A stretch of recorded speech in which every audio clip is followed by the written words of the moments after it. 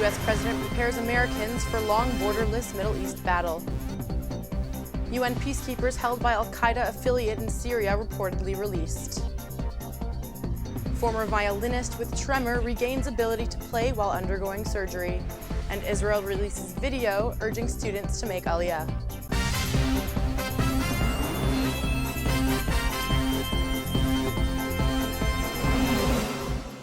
Shalom and welcome to the Jerusalem Post News. Today's Thursday, September 11th, and here are your top stories.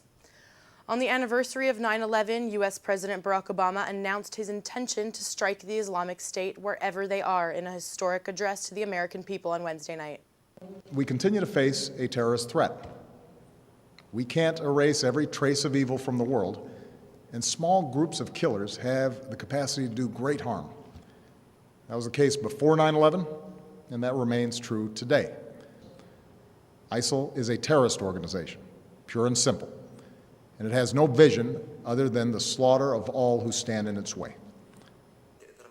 In a 15-minute address, the president said the U.S. would fight the group which has conquered territories in eastern Syria and northern Iraq and has threatened the United States relentlessly.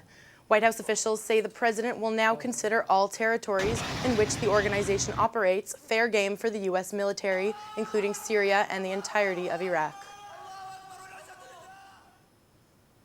Al Jazeera Television said on Thursday that Al-Qaeda-backed Nusra Front group released UN peacekeepers it seized 2 weeks ago on the Golan Heights. The group on Wednesday posted a video on its Twitter and YouTube accounts in which the hostages from the South Pacific nation of Fiji said they expected to be freed soon. The head of Fiji's army said on Wednesday the Islamist militant group had dropped all of its demands to free the 45 hostages, but at least slightly backpedaled later in the day as the situation appeared to deteriorate.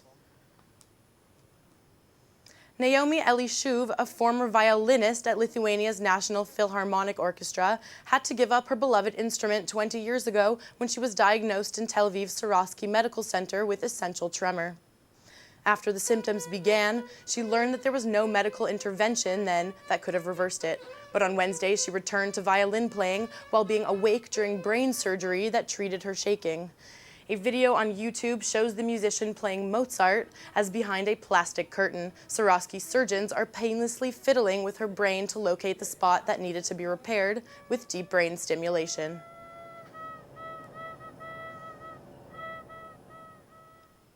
The Israeli government has launched a new ad campaign urging Jewish college-age youth from North America to make Aliyah.